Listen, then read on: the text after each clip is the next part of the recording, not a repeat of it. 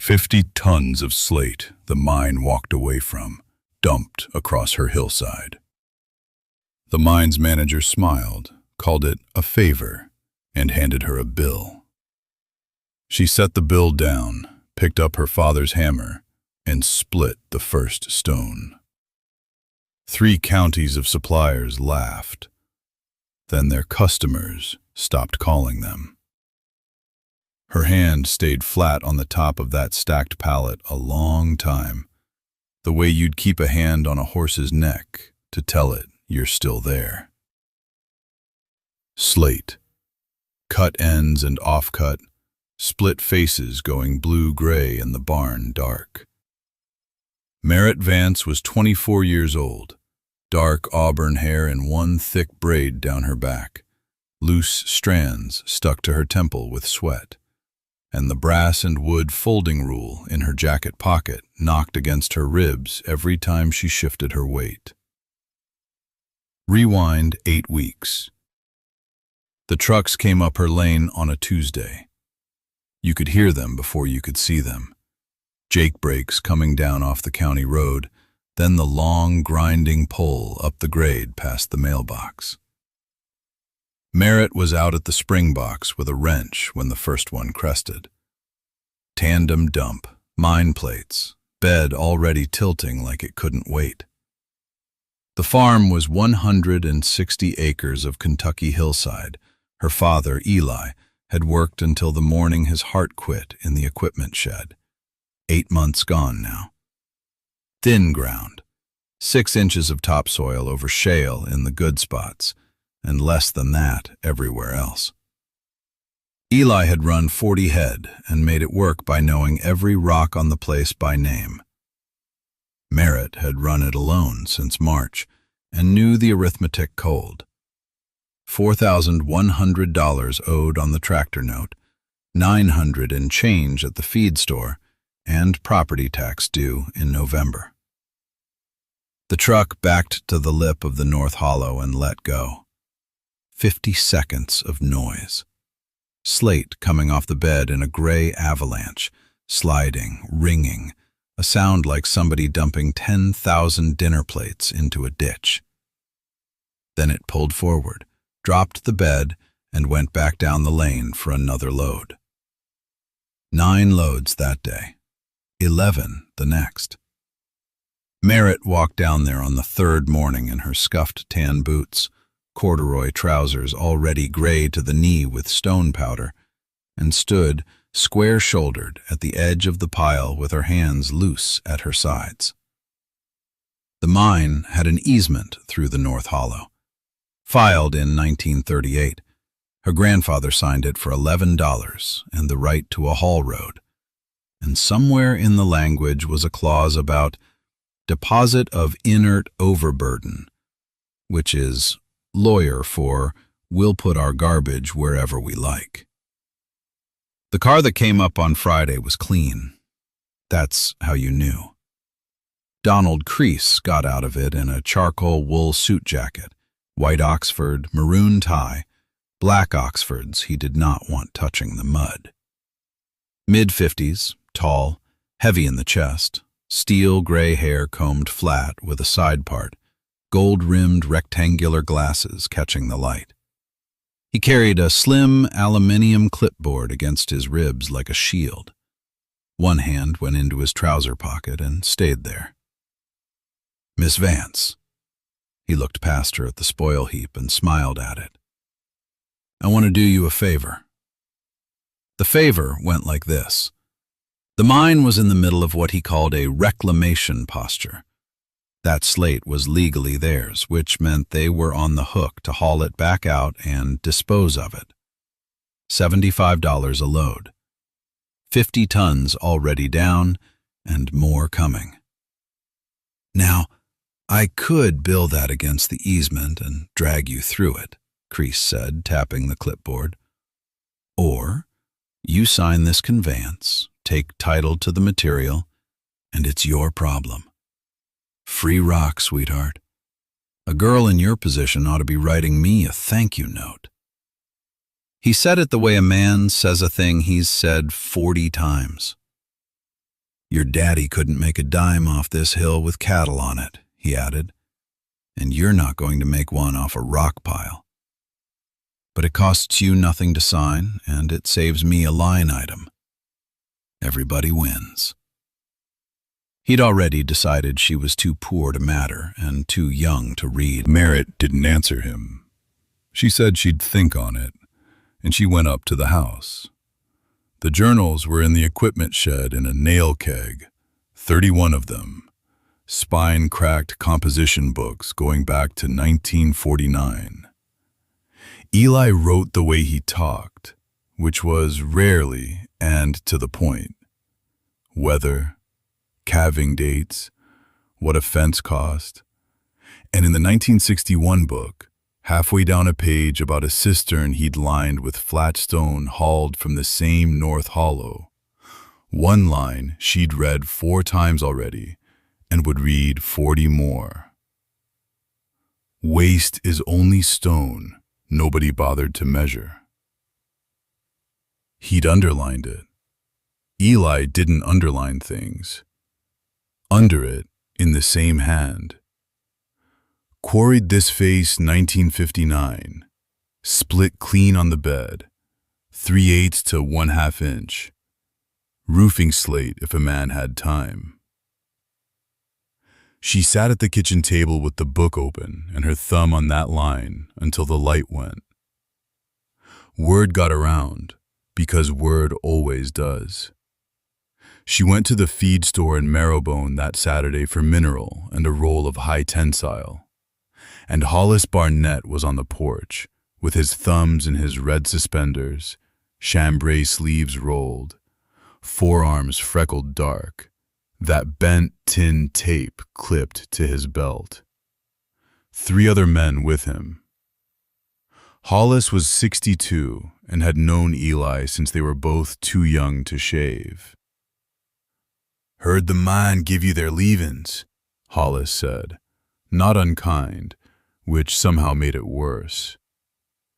50 ton of scrap on a hillside you can't even mow. Eli'd have run him off with a fence post.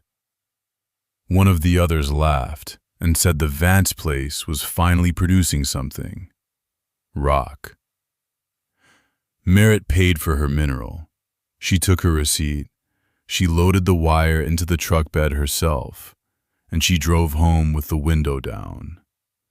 She never said a word to any of them. That's the part they'd remember later. Monday morning, Crease was back in the lane at 8:15 with the aluminum clipboard and a pen he didn't hand over so much as present. Chin slightly raised, weight on his heels. The conveyance was 2 pages, 50 tons, more or less, of inert dimensional offcut, transferred as is, where is, no warranty, no recourse. Merritt read both pages front to back while he waited. Read them again. He sighed audibly at the ceiling of the sky. Then she took the pen and signed her name, and the windburn across her cheeks went a little redder, and the brass rule shifted in her jacket pocket as she leaned over the hood. Crease clicked the pen shut and smiled all the way down the lane. He thought he'd just won. The paper went in the glove box of the truck, and Merritt Vance went out to look at what she'd bought. 50 tons. That's what the conveyance said. 50 tons of what Donald Crease had called, with that little smile, unmarketable finds and rejected block. A heap the length of a barn and taller than the truck, gray and cold and streaked with iron rust where water had run through it for 11 years. Rain had settled it. Frost had cracked its outer skin. It sat there in the Kentucky drizzle, looking exactly like what everybody in that valley said it was. A pile of rock nobody wanted. She walked it slow. boots sinking in the wet fines, faded olive canvas jacket beaded with mist, that thick auburn braid gone dark and heavy with damp down her back. She took the brass and wood folding rule out of her pocket and snapped the first leg open. Here's the thing about Slate that Donald Crease, in his charcoal suit and gold-rimmed glasses, never actually understood. And he'd been managing that operation for 9 years. Slate isn't rock the way granite is rock. Slate is mud. Ancient seabed mud, pressed under mountains for 400 million years until the clay platelets inside it all lay down flat in the same direction, like a deck of cards squared up on a table. That flatness is the cleavage plane. It's not a crack. It's an alignment. And a stone with good alignment doesn't break where you hit it. It opens where it wants to, along a plane thinner than a fingernail, dead flat, all the way across. The quarry had rejected this material because it wouldn't hold together in big block for the sawmill. Wrong grain angle for machines. Too much internal ribbon. Merritt wasn't going to run it through a machine. She started grading. Every piece over a foot square got dragged out of the heap, wiped, and turned to the light. She was reading 2 things: the cleavage, which way the sheet wanted to open, and the ribbon, those darker bands running crossways through the stone where the ancient mud had a different mineral in it. Ribbon is where slate fails. Ribbon is where water gets in and freezes and lifts the sheet apart in 20 years instead of 150. Then she'd balance the piece on 2 fingers and wrap it with a knuckle. That sound is everything. A good stone rings. Not loud, a short, clear, high note like tapping the rim of a china cup. It means the platelets are tight and continuous, no hidden fracture, no soft seam. A dead stone goes thunk, flat, wooden, absorbed. That's a stone with a fault inside it you can't see and never will until it's on somebody's roof in February. She rang 400 pieces that first week. Sorted them into 3 lines on the flat ground below the heap. Ring, maybe. Dead. Her grandfather Eli's shed was down past the spring house, and she opened it on the second morning with a crowbar because the hinges had rusted solid. Everything was still on the bench. The stone bench itself, a slab of local sandstone set on 2 courses of block, waist-high, worn into a shallow dip in the middle from 60 years of a man leaning over it. Beside it, in a wooden tray, the chisel, ground thin, its edge polished bright from use, not from a grinder.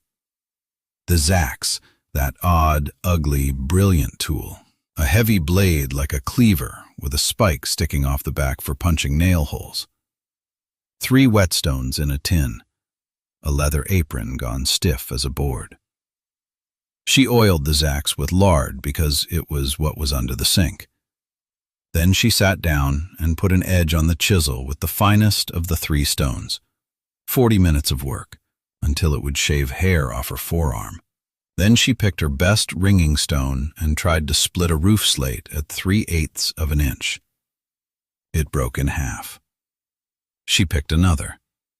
That one crumbled at the corner and came apart in 4 wedges. The third gave her a sheet, a real sheet, thin and flat, and then split again down its own middle while it was still in her hands. Have you ever been absolutely certain you were right and had the material in front of you disagree 40 times in a row? Because that's what happened. She went through 42 stones for one tile. 42 rings, 42 setups, 42 chisel strokes.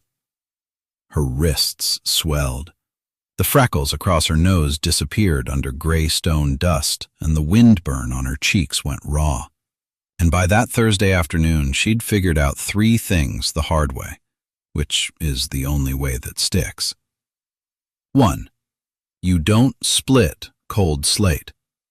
The moisture in it freezes the cleavage shut. Eli's shed had a stove for a reason. 2. The chisel doesn't cut. It starts. You tap it just enough to open the plane a 1/4 inch at the edge, and then the stone's own alignment carries the split across. You're not driving it. You're inviting it. And the second you get greedy and hit harder, you've ripped across the platelets instead of between them. 3. You split from the middle out, thick to thin, halving each time. Never try to shave a thin one off a fat block. That's how you get 4 wedges and a bad word. On the Friday, Hollis Barnett came up the lane. Broad in that blue chambray shirt, sleeves rolled over freckled forearms, red suspenders, black rubber boots slick with mud. The bent tin measuring tape clipped to his belt. He stopped 40 feet off with his hands on his hips and watched her work for 11 minutes. He didn't offer help. He didn't offer advice. He looked at the 3 sorted lines, and at the heap, and at the one thin gray rectangle lying on the stone bench, and he made a small sound in his throat. Then he turned around and walked back down the lane. "Suit yourself," she said, to nobody. She set the chisel again. That afternoon it happened. Stone number 43 rang clean, warmed on the stove, and when she tapped it, the plane opened all the way across with a sound like a page turning. 1 sheet, 3/8 of an inch, flat as still water, ribbon-free edge to edge. She held it up to the gray light and could see her own fingers shadowed through the thin part at the corner. Then she stacked it on the bench, alone, and reached for the next stone. By January, she was up to 9 good tiles a day. 9! Out of a barrow of block that took her 4 hours to haul off the spoil heap and another 2 to trim square. She kept the count in pencil on the inside of the shed door, and if you did the arithmetic, she did every night at the kitchen table with the same stub of pencil, 9 tiles at 11 cents wholesale came to 99 cents. A day's labor. A gallon of kerosene cost more. She was losing money on every single one, and she knew it. And she kept splitting. Here's what she finally figured out, and it took her most of December to see it. She was working outside, on the flat by the spoil heap, in the open air, in the weather. And the weather in that county in December sits between 18 and 30 degrees for weeks at a time. Frozen stone doesn't split. Frozen stone breaks. Slate wants to peel along its cleavage, the flat plains laid down when the mud settled and the mountain pressed on it for 400 million years. Merritt had been reading that peel wrong. She'd set the chisel true, tap it true, and the block would open 6 inches and then jump sideways, taking a crooked bite across the grain like a stick snapping instead of a page turning. 41 out of 43. That's not bad luck. That's physics telling you to sit down. She found it with her hands, the way you find everything real. She brought a block indoors overnight, set it by the kitchen range, and split it in the morning. It opened like a deck of cards. Same seam, same tool, same wrist. The difference was 40 degrees and the water still living inside the stone. Frozen water in the microseams acts like wedges, Thousands of tiny frozen wedges, all pushing the wrong direction, all stronger than the cleavage itself. You strike, and the stone chooses the ice's plane instead of yours. So she built a shed.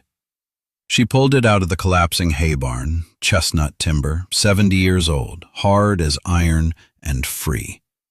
12 by 16, low door, low ceiling, because heat is money, and you don't heat air you don't stand in.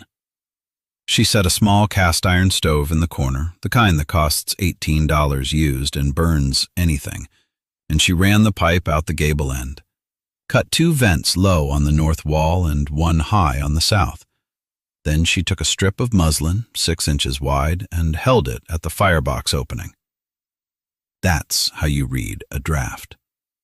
If the muslin sucks flat toward the fire, you've got pull. If it hangs dead, the flue's cold and the smoke's coming back in your face. If it flutters both directions, you've got a leak somewhere behind you stealing air. She stood there in the olive green canvas jacket with her dark auburn braid over one shoulder and moved that rag from the firebox to the door gap to the low vents, learning where the air went. And she plugged and shimmed and rehung the door until the muslin lay flat every time.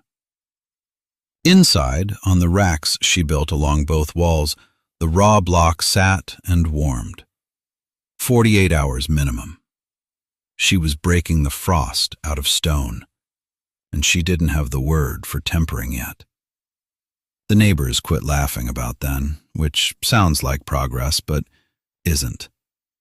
They just went quiet. Hollis Barnett drove past twice a week in the truck, slowing at the gate, hazel eyes flicking up the hill at the new roofline and the thread of wood smoke, hands never leaving the wheel.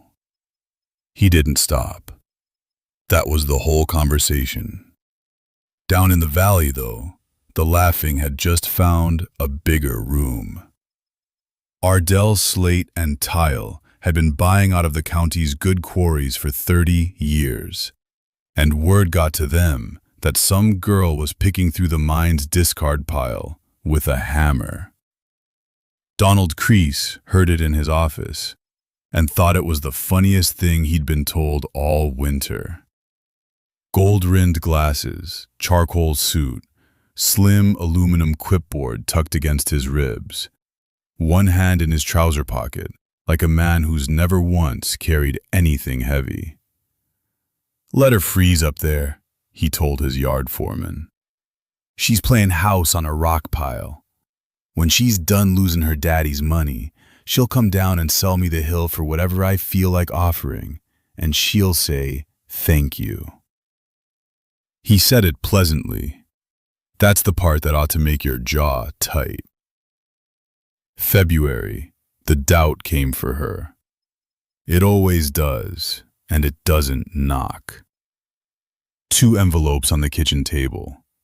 One from the bank, the loan she'd been pre-approved for, $4,000 against the acreage, enough to buy a used tile saw and a truck that started every morning, enough to stop bleeding, enough to become a woman who bought stone instead of a woman who fought it. The other envelope was thicker, an offer for the hill. Not signed by Crease, but you could smell the cologne on the letterhead.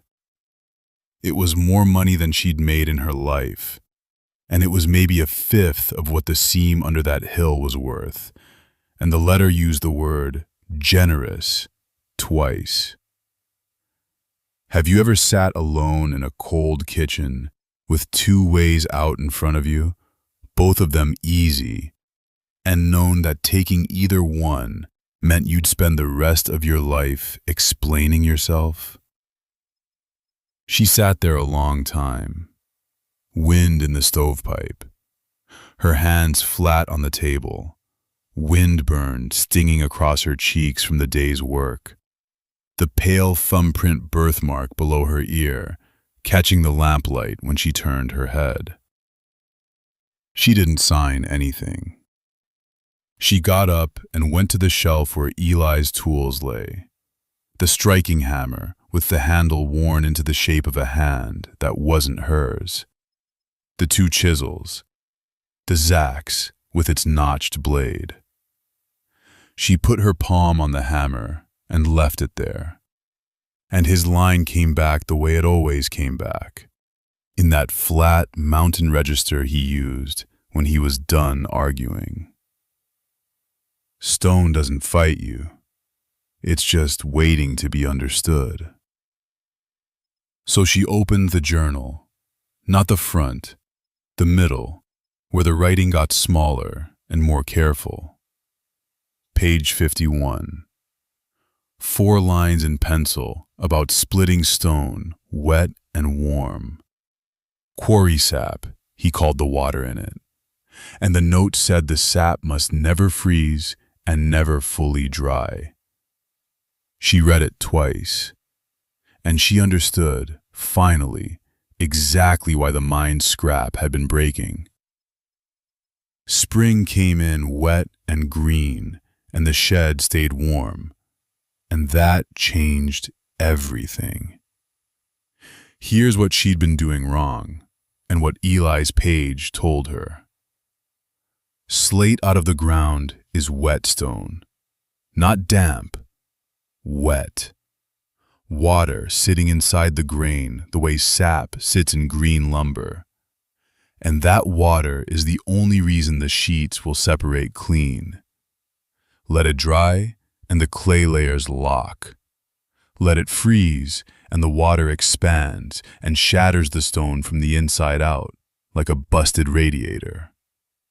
The mine's scrap heap had sat under 4 Kentucky winters. Every block on it had frozen and thawed maybe 200 times. That's why it broke like a dropped plate. Not because the stone was bad, because the stone had been left out in the weather, like a fool leaves a good saw in the rain. So Merritt Vance built a system around one idea. The stone never dries and never freezes. She dug out blocks from the deep center of the heap, where the pile itself had insulated them, and she carried them, not stacked flat, never flat, always on edge, cleavage, vertical, to the shed. Old feed sacks soaked in the creek went over the stacks. Every morning and every evening she walked the rows with a watering can and sprinkled them down, and the sacks held the damp against the stone all day. On cold nights, she lit the barrel stove and kept the shed above freezing, and she learned to hold a strip of muslin at the door gap to read the draft, because a shed that breathes too hard dries stone. And the rule she wrote on the wall in carpenter's pencil, in letters 6 inches tall. Split within 6 hours of exposure. Pull a block from the wet stack, saw it into a chunk, and the clock starts. 6 hours later, the surface has skinned over and the sheet will step and wander instead of running true. Inside 6 hours, with the chisel set on the edge and the mallet tapped, not swung, tapped. 3 light taps and a 4th. The block opens like a book with the pages already cut. The first week of that system, she got 12 tiles out of a day. The second week, 28. By the end of April, she was pulling 40 good tiles a day off the same heap the mine had paid a man to bulldoze. Run the numbers, because they matter. In January, she was splitting 1 usable tile out of every 42 blocks she touched. 1 in 42. That's a woman kneeling on frozen ground, breaking rock for 11 hours to fill half a wheelbarrow. By May, it was 6 out of every 10. 6 in 10, from 1 in 42. And not one thing about the stone had changed. Only what she knew about it. That's the whole trick, and nobody wants to hear it.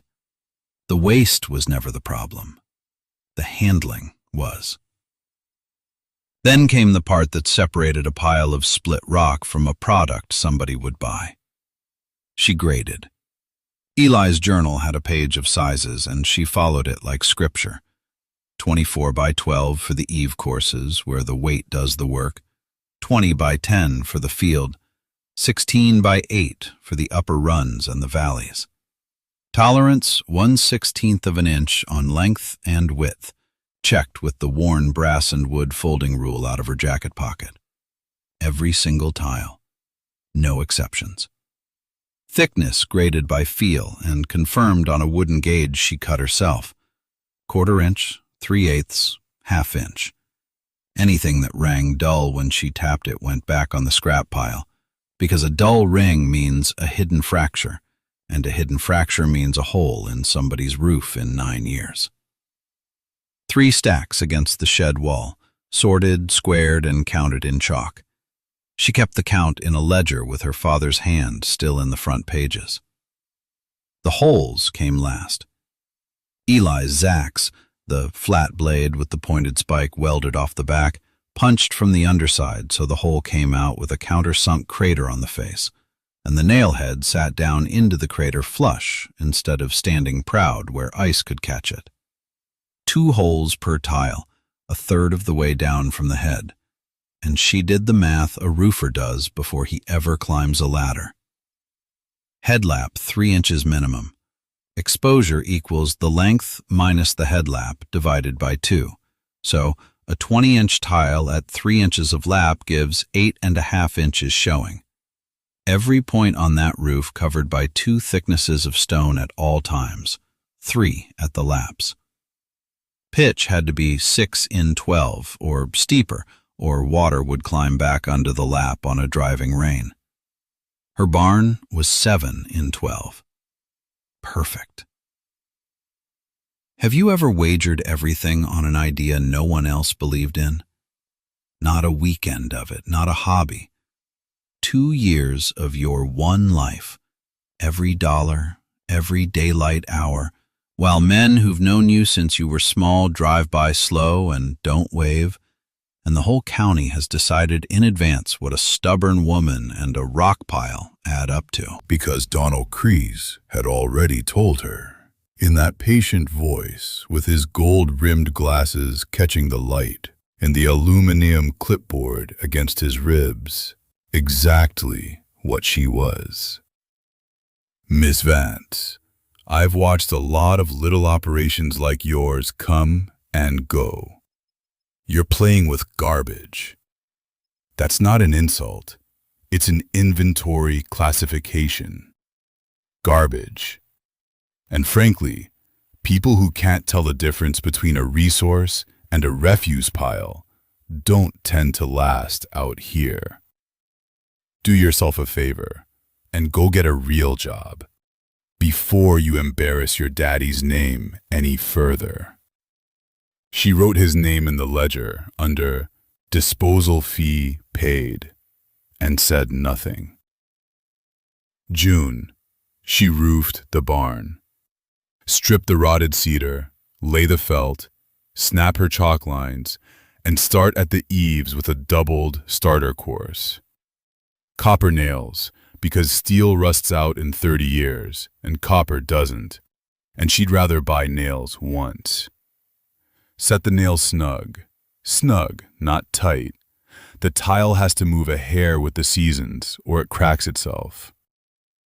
9 days on the ladder, sun on the back of her neck, that thick auburn braid gone gray with stone dust, loose strand stuck to her temples. When it was done, the whole south face of that barn came up dark blue-gray, and it went silver in the flat evening light like water standing in a field. And the road out front, the same road that had laughed all winter, slowed down to a crawl to look at it. 6 days after the barn went on, a truck stopped at the end of her lane with its engine idling, and a man leaned out the window and asked what she wanted a square. Merritt was crossing the yard with a splitting hammer in one hand. She stopped, weight even on both feet, dark auburn braid down her back, and she looked at the truck for a second before she answered. because she hadn't priced it. Not once. She'd spent 2.5 years learning how to open stone along its grain, and it had never occurred to her to put a $sign on the result. So she said, "Come back Thursday," and went inside and did the math. Here's what the math looked like, and here's why it terrified every roofing supplier within 80 miles once they figured it out. Her material cost was zero. Not low, zero. The stone was already on her property, in a heap the quarry company had spent 30 years dumping there and calling waste. And the same outfit had once tried to charge her $75 a load to haul it off. She owned 200,000 tons of nothing. Her real costs were 3. Labor, her own, which she valued at what she'd have made anywhere else, about $4 an hour in 1979 money. Tools, sledges, chisels, a stack of oak wedges, maybe $90 a year in replacement steel. And the tempering shed. The shed was the part nobody understood. Fresh split slate carries quarry sap, water sitting in the bedding planes, and if you nail wet stone onto a roof in October, it'll freeze, expand, and delaminate by March. Every slate she split went onto racks in that open-sided shed, edge up, spaced a thumb's width apart so air moved on both faces. And it sat there 90 days minimum before it went anywhere. That shed cost her $31 in salvaged tin and 4 days of her life. It was the entire difference between roofing slate and gravel. She wrote it all out at the kitchen table under the hanging bulb.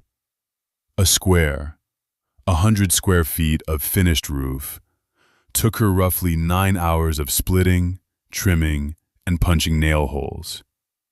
Add tools, add drying time, add the 12% she broke and threw back on the heap. $58 a square. Ardell Slate and Tile, 40 miles down the valley, was quoting 141. Thursday, the truck came back. The man wanted 11 squares for a farmhouse he was re-roofing outside Cutter Ridge. He heard the number and asked her to say it again. And when she did, he laughed, the way people laugh when they think they're being had. "You know what Ardell gets." "I know." "What's wrong with it?" Nothing's wrong with it. He wrote a check on the hood of his truck. She took it, folded it once, and said 5 words. "I'll need a receipt." He blinked. She meant a receipt for the check, a written record, dated, both signatures, quantity and price.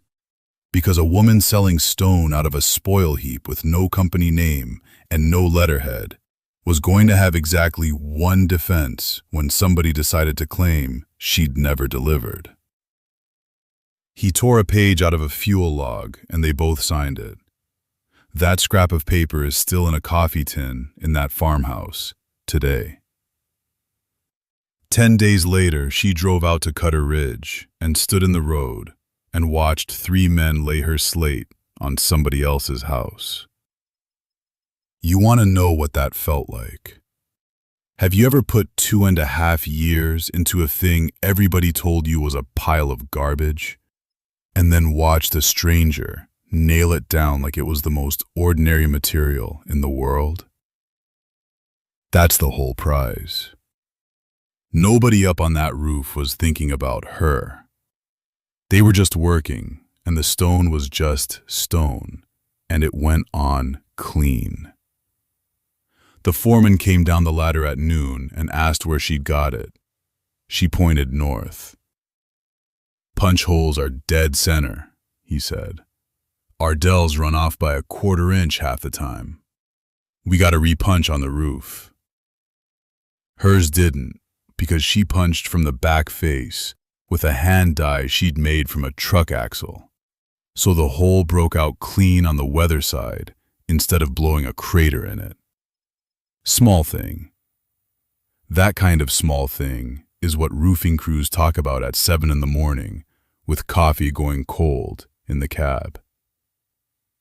And that's how it moved. Not advertising, not a single word in a newspaper. Roofing crews, 3 counties, talking in truck cabs about a woman on the Ridge Road selling tempered slate at 58 a square with holes you didn't have to fix. 22 squares in November, 40 in December, in the cold, with her fingers split open at the knuckles. Which brings us to the pivot, and I want you to hear the shape of it. Small noise. One man in a truck asking a price at the end of a lane. Catastrophic failure. An entire regional supply chain that had been marking up quarried slate 400% for 30 years. Sitting on the discovery that the waste they'd been paying to dump was the same rock they were selling. And that the only reason it was waste was that nobody had ever bothered to learn how to open it. They hadn't been mining slate. They'd been throwing away 2/3 of every mountain because splitting it took patience, and patience doesn't scale. In February, a silver Lincoln came up the Ridge Road and parked crooked in her yard. The owner of Ardell Slate and Tile got out in a topcoat and walked to the edge of the heap and stood there with his hands behind his back for a long, long time, looking at it the way a man looks at his own bank statement when the number's wrong. He didn't ask her anything. He got back in the car. She was already walking to the bench. The check for 11 squares hadn't even cleared yet. $638. Sitting in a passbook at the Cutter Ridge branch, unposted. She didn't wait on it. She set a block on the bench, laid the chisel along the bedding plane, and tapped it once to hear where the stone wanted to go. 300 squares sold, and the spoil heap barely dented.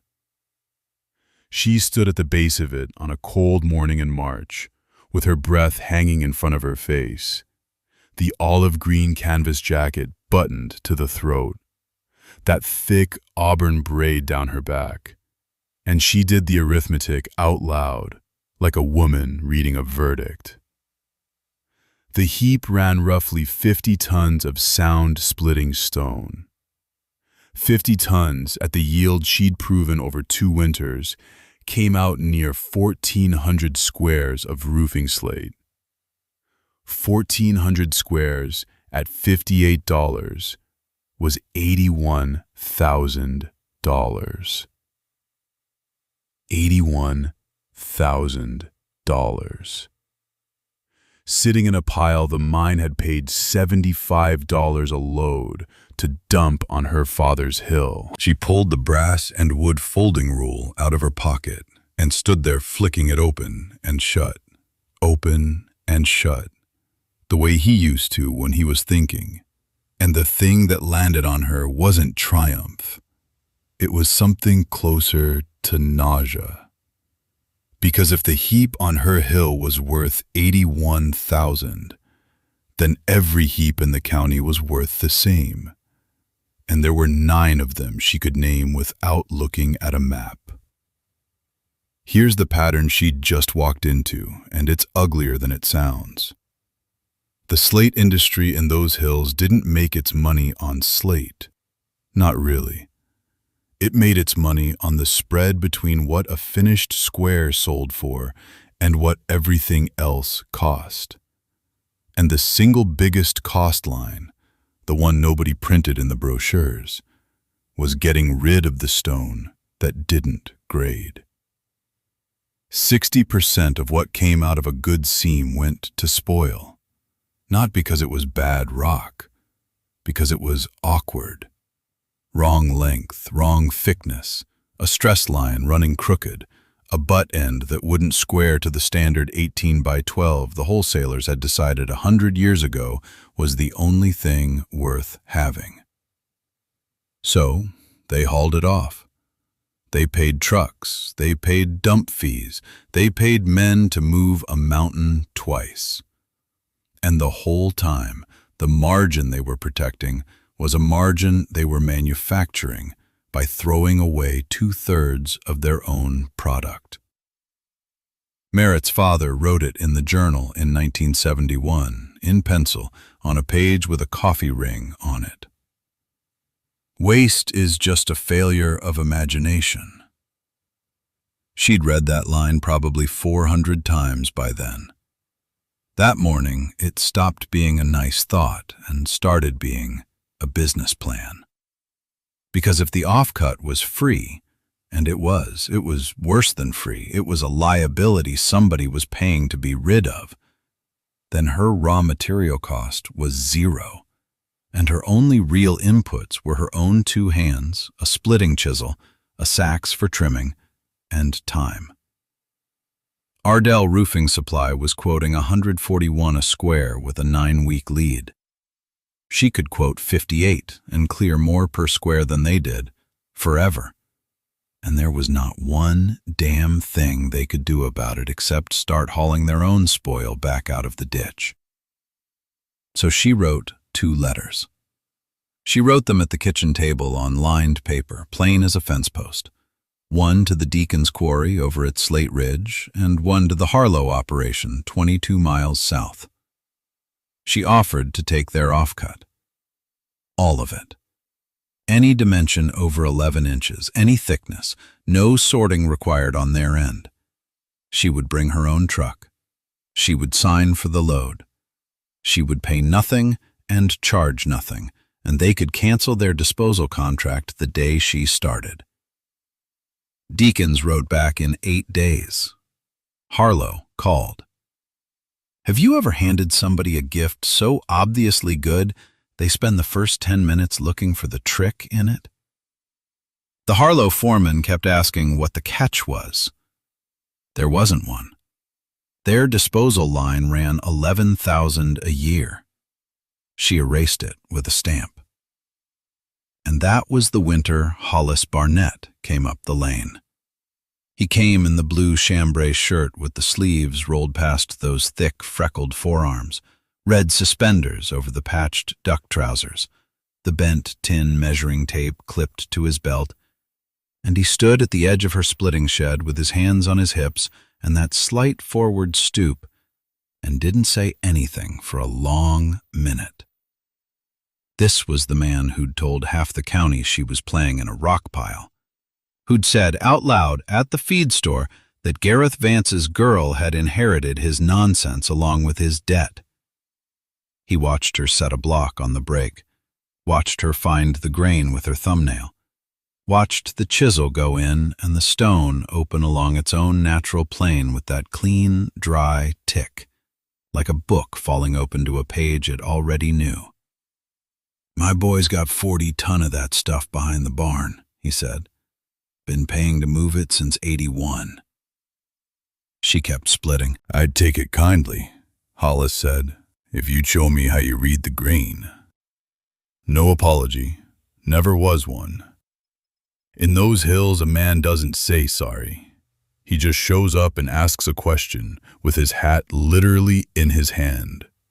And Merritt, gray-green eyes, the wind burned high on her cheeks, the little pale thumbprint of a birthmark under her left ear, set the chisel down and handed him a block.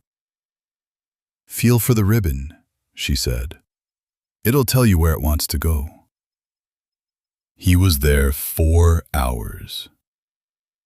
Now, you want to know when a system has truly won? It isn't the day the customers arrive. It's the day the man who created the problem shows up, trying to buy the solution back. Kreese came up the hill the second week of April in the charcoal wool jacket, the maroon tie, the polished black Oxfords picking their way through slate chips like the ground had personally offended him. Gold-rimmed glasses, chin up.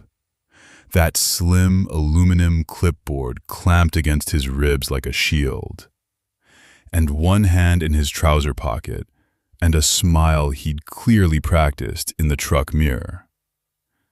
"Miss Vance," he said, "we've reviewed our materials handling. Ardell's prepared to purchase the spoil back. $4 a ton, hauled at our expense. That's found money for a girl in your position. You're not equipped for this, and we both know it. Sign here and go back to whatever it is you do up here." $4 a ton. For stone, he'd paid $75 a load to abandon on her father's grave hill. She looked at the clipboard, then at him, and her hands stayed loose at her sides. "The stone is not for sale." $4 a ton. He said it the way a man tips a doorman, and he waited for gratitude. Merritt Vance stood on the split stone hill in the faded olive canvas jacket, the brass and wood folding rule in her pocket, and let the numbers sit there in the cold air until it embarrassed him. "No," she said. One word. He drove back down the lane with an unsigned clipboard flat against his ribs, gold-rimmed glasses catching the low sun, and she watched the dust settle behind him and went back to splitting. Here's the thing about men like Donald Kreese. They don't punch you. They file paperwork. 11 days later, a certified letter came. The haul easement across the old quarry cut, the one the mine had let every hauler in the county use since before Merritt was born, was under review for liability exposure. Translation: closed. Which added 9 miles to every truck that came up her road. And 9 miles is money when you're selling roofing slate by the square. Then the little stuff started. The saw shop in Whitesburg suddenly couldn't get her the carbide-tipped blade she'd been buying for 2 years. Back-ordered. Indefinite. Sorry. The gravel outfit that had been grading her yard for $40 a pass had a full schedule through spring. Her diesel supplier wanted cash up front, no account. None of it was illegal. All of it was a phone call from a man in a charcoal wool suit who had lunch with everybody. He came by once more that winter, just to enjoy it. Stood at the edge of her yard, with his shoes shining like he'd never walked on a real road in his life, one hand in his trouser pocket, and said it with a smile. "You understand this isn't personal, Miss Vance. It's just that people like you don't run businesses. You run hobbies until the money's gone. Then you sell the land to somebody who knows what it's worth." 56 years old, and he still thought contempt was a business strategy. She didn't answer him. She never did. She picked up a stone, laid it on the bed, set the chisel, and struck. He waited about 8 seconds for a reaction, didn't get one, and left. What she did next was the part he never saw coming. The mine had laid off 19 men that January. Merritt got the list. Everybody in that county could get that list. It was pinned on the church board. And she drove down and hired 2 of them. Carl Speer, 31 years underground adjacent, hands like split leather. And Ruel Sandage, who'd run the mine's own screening plant and knew rock the way a butcher knows a hog. She paid them $9 an hour when the county's going rate for anything was $6.50, and she paid weekly in a check on Fridays. Think about that. Crease squeezed her suppliers, so she took his people. Ruel Sandage had spent 9 years telling that company which stone was junk. Now he was telling Merritt which stone wasn't. By March, they were splitting 11 squares a week instead of 6. Hollis Barnett came up twice a month with the bent tin measuring tape clipped to his belt, stooped forward with his hands on his hips, and checked their thickness runs like a man auditing his own kin. And then, because every system fails before it works, the roof came apart. The Metter place, out past the fork. 22 squares laid the previous September. Merritt's second big residential job. That February, the temperature dropped to 9 degrees, held 4 days, then jumped to 51 with rain. When she drove out on the 9th of March, the north slope of that roof looked like somebody had run a rake over it. Slates split flat through their thickness. Face peeled off in sheets. Delamination. The word sounds clean, and the reality is a customer standing in his yard looking at 40 years of promised roof, gone in one freeze. She got up on the ladder, took a spalled piece down, turned it in the light. The failed slates were all from the same pallet, and the pallet was all from the west face of the pile, the section her father's journal marked as Wet Bank, Run Separate. He'd written it in 1974, and she'd read it and hadn't understood it. And she'd graded that stone by sound and by look and by grain. And every one of those tests, it passed. Water. That's what it was. That west face stone carried more absorption, pores that drank rain, held it, and then the water turned to ice and pried the layers apart from inside. Freeze-thaw. The stone doesn't fail on the roof. It fails at the molecular level, over 4 days at 9 degrees. You cannot see that with your eyes. You cannot hear it with a knuckle. So she built a test that could. 10 sample slates off every pallet. Soak 48 hours in a stock tank. Weigh dry, weigh wet. Anything gaining over 0.5% by weight got flagged. Then 20 cycles. Overnight in the chest freezer Carl hauled up from his mother's basement. Thawed in the sun, back in. 20 cycles. Any spall, any hairline lifting at the edge, and the whole pallet went to walkway stone and garden edging at 1/10 the price. It cost her 3 weeks and about 1/5 of her yield. And she replaced the Metter roof. Free. Labor, stone, all of it out of her own pocket. $640 in material and 11 days of work she never billed. Metter tried to pay her half. She wrote him a receipt for $0 and handed it to him. "My grade, my mistake," she said. He kept that receipt in a kitchen drawer for 20 years. Word of a woman who tears off a roof she already got paid for travels faster in the mountains than word of a woman who builds one. It reached a regional desk in Lexington, and in May, a car came up the lane and out stepped June Allard. Tall, military straight, light blonde hair tucked behind one ear, thin silver wire round glasses, rust orange cardigan, red-covered notebook in her hand. She stayed 9 hours, watched the soap tank, watched the freezer, watched Merritt split a stave of stone along a stress line she'd found by ear, dark auburn braid down her back, freckles across her nose, hands loose at her sides between strikes. Asked one good question after another and wrote everything down. The piece ran on a Sunday, front of the regional section, 4 columns, a photograph of the hill. The phone in that kitchen rang for 6 straight days.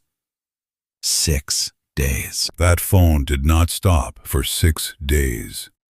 And by day 3, Merritt had a legal pad by the receiver filled front and back with names, towns, square footage, and a backlog she finally tallied one night at the kitchen table under the hanging bulb. 400 squares. 40,000 square feet of roof slate, promised to people she'd never met, sitting in a spoil field as raw, broken rock. Here's the thing about winning. It arrives looking exactly like a problem you can't solve. She could rive 11 squares a week alone. 400 squares alone would take her until she was old.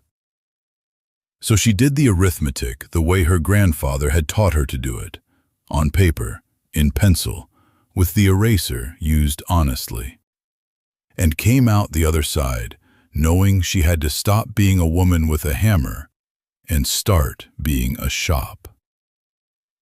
4 riving sheds went up along the bench above the old cut. Open-sided, tin-roofed, gravel floors, each with a chopping block sawn from white oak and a rack for the mauls. She built them herself with Hollis Barnett's borrowed post-hole digger, and no comment from him beyond a grunt at the bracing angle, which from Hollis was practically a parade. Then she hired 11 people over 14 months, most of them out of work since the mine's second layoff, men and women both, and she trained every one of them the same slow way. 2 weeks on nothing but reading the grain. You don't hit the stone.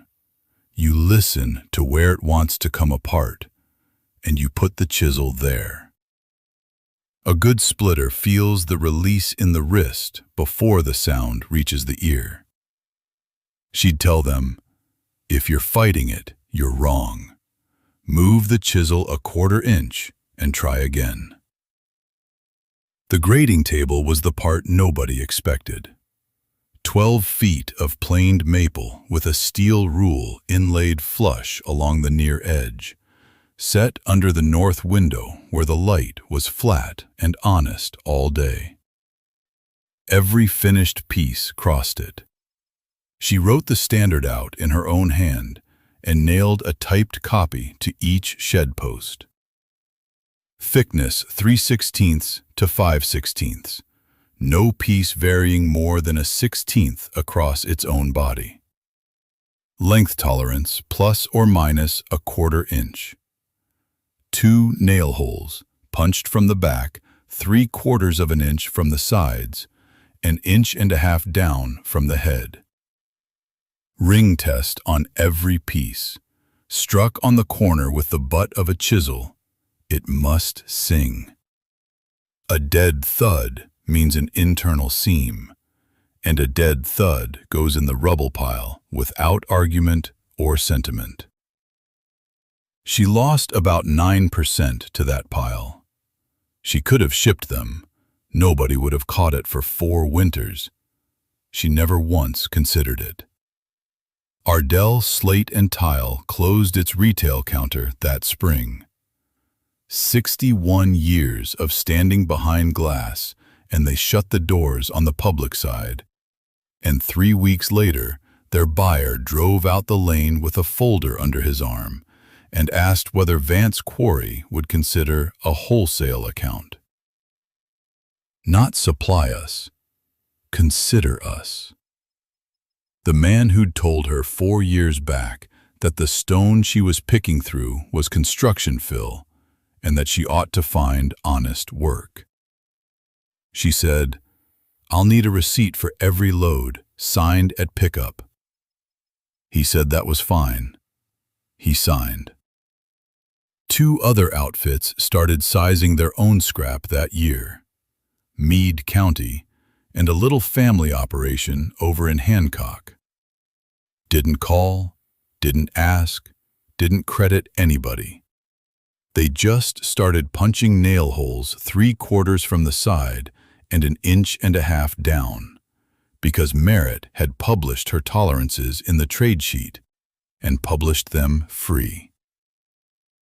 June Allard asked her why she'd given away the one thing that was hers. Merritt, standing at the grading table with her braid over one shoulder and stone powder gone pale on her corduroys, ran a thumb along a slate's edge and said the standard wasn't hers. It was just true.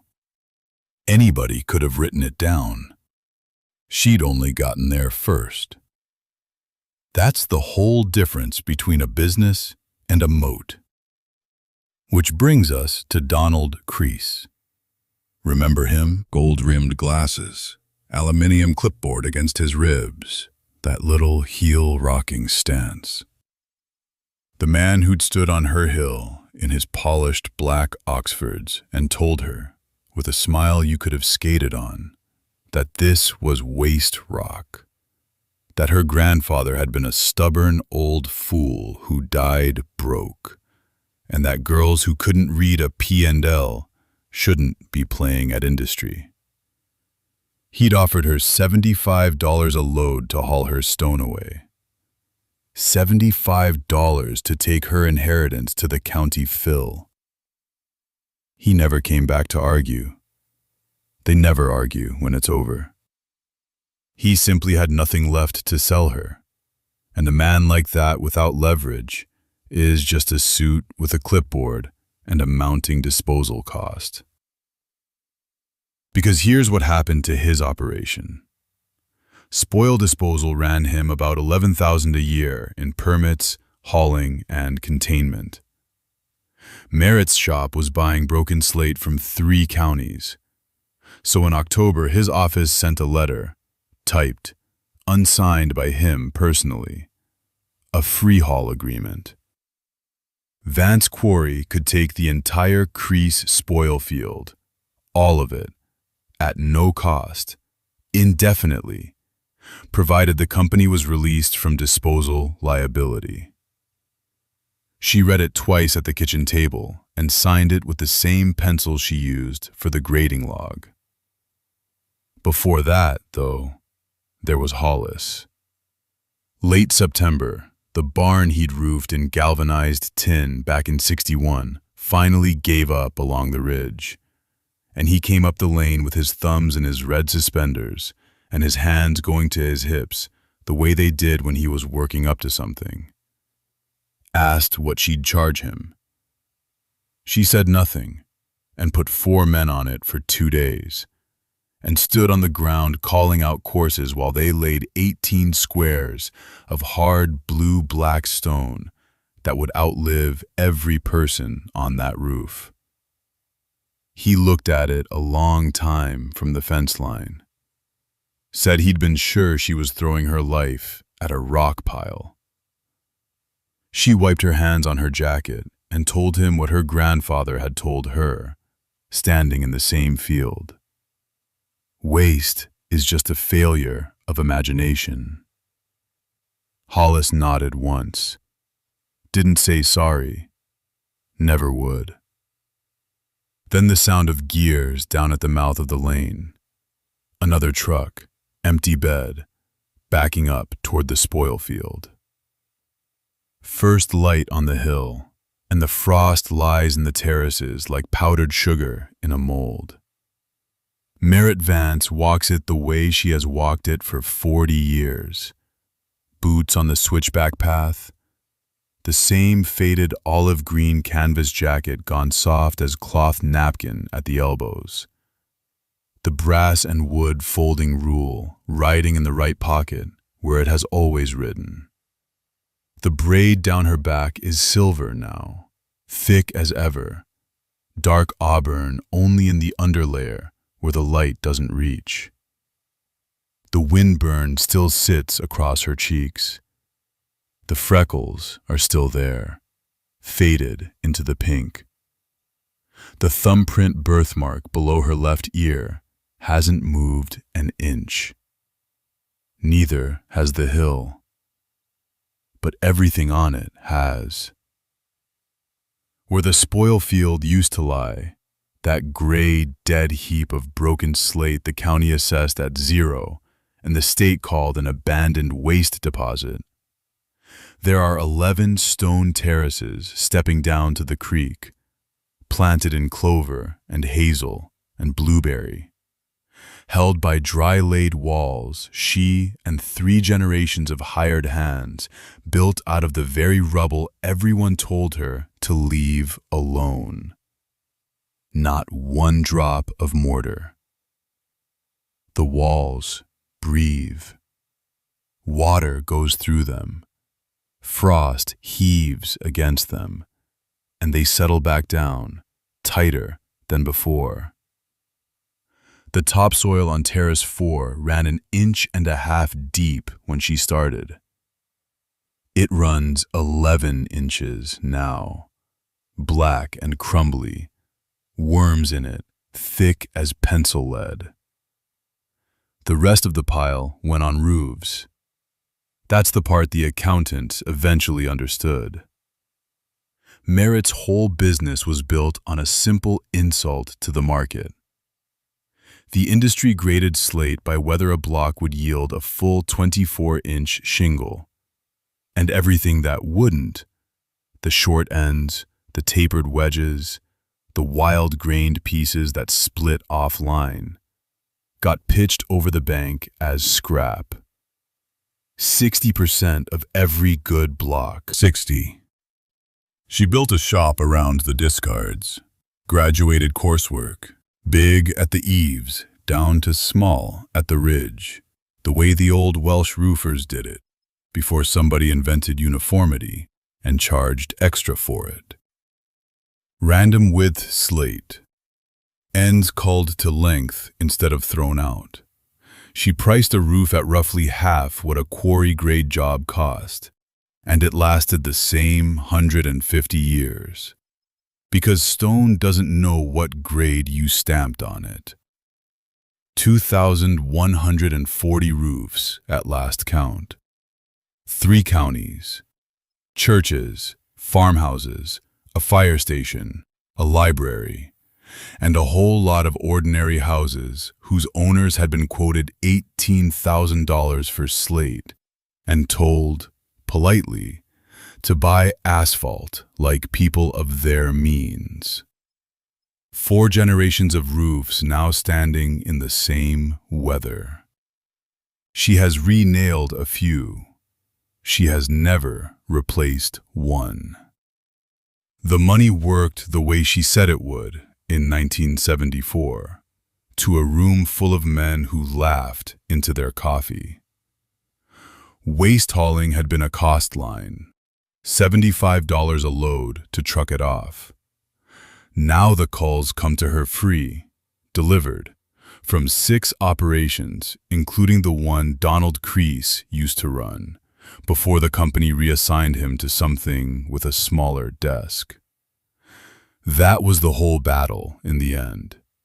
She never argued with him once. She just made the material he was paying to get rid of into the material he had to give away. He said it out loud in a hearing room once, with the gold-rimmed glasses catching the light and the aluminum clipboard tucked against his ribs. Miss Vance is a hobbyist playing in a garbage dump. There's a reason nobody's built a business on rubble in 300 years. The people who understand this stone know what it's worth, and she isn't one of them. He got that last part exactly backwards, and it cost his employer $900,000 in avoided disposal fees to find out. The stone bench at the top of Terrace 1 gets the sun first. Her grandnephew Wyatt is already sitting on it when she comes up, 23 years old, hands like hers, splitting hammer across his knees, a wedge-shaped cull in his lap he's been reading for 10 minutes without striking. He's learned that much. You don't hit a piece of slate. You listen to where it already wants to go, and then you agree with it. "Grain's running out toward the corner," he says. "So follow it out toward the corner." He does. The stone opens along the cleavage plane with that dry, clean tick, thin as a magazine. And neither of them says anything about it, because that's the sound of a thing done right, and it doesn't need commentary. Hollis Barnett came up this hill in 1979 with his hat literally in his hand and a bent tin measuring tape on his belt, ruddy at the nose, stooped forward the way he always stood, and asked what she'd charge to do his barn. He never once said he was sorry for the things he'd said in the feed store. He didn't have to. He shook her hand, paid cash, and then spent the next 15 years telling every man in the county that culls hold a roof as well as anything, which in that language is a full apology delivered under oath. His grandson buys graduated coursework from Wyatt now. Practice changed. Nobody discussed it. June Allard's piece ran in 1981 with a photograph of the spoil field, and that's when the phone started. But the article didn't build anything. It just told people what was already standing. Here's the pattern under all of it, and it's bigger than Slate. Waste isn't a property of matter. There is no molecule anywhere that is inherently garbage. Waste is a pricing decision. Somebody, at some point, decided a piece of stone was worth less than the labor to sort it, and then everyone downstream repeated that decision for 100 years without checking whether it was still true. Merit checked. That's the entire trick. Every dump in this country is a room full of things that got mispriced by men in good shoes who never had to look at them twice. She sits down on the bench beside Wyatt and takes the folding rule out of her jacket pocket, brass hinges worn to butter, and sets it in his hand. Then the journals, Eli's 11 of them, the leather gone black, the pencil diagrams of splitting angles from 1938, one at a time, in order, the way they were written. "Read them slow," she says. "Waste is just a failure of imagination. Say it to somebody."